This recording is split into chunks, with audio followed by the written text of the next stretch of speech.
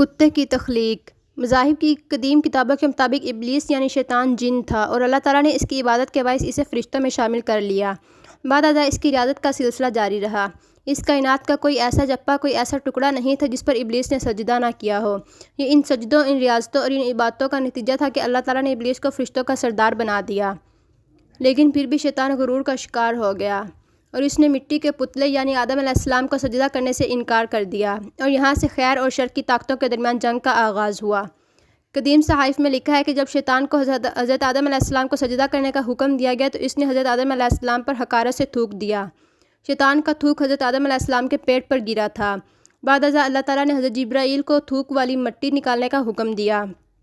حضرت جبرائیل علیہ السلام نے یہ مٹی نکالی تو حضرت آدم علیہ السلام کے پیٹ پر ایک چھوٹا سا سوراخ بن گیا۔ یہ سوراخ ناف کی شکل میں آج بھی ہمارے پیٹ پر موجود ہے۔ اللہ تعالیٰ نے ناف کی مٹی سے بعد ازاں کتا بنایا تھا۔ کتے میں 3 خصلتیں ہوتی ہیں۔ یہ انسان سے محبت کرتا ہے۔ کیونکہ یہ انسان کی مٹی سے بنا تھا۔ یہ رات کو جاگتا ہے۔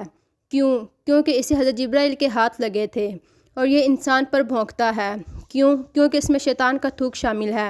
آپ کو یہ جان کر حیرت ہوگی کتنا دنیا کی واحد مخلوق ہے وہ کتا جو شیطان کو دیکھ سکتا ہے۔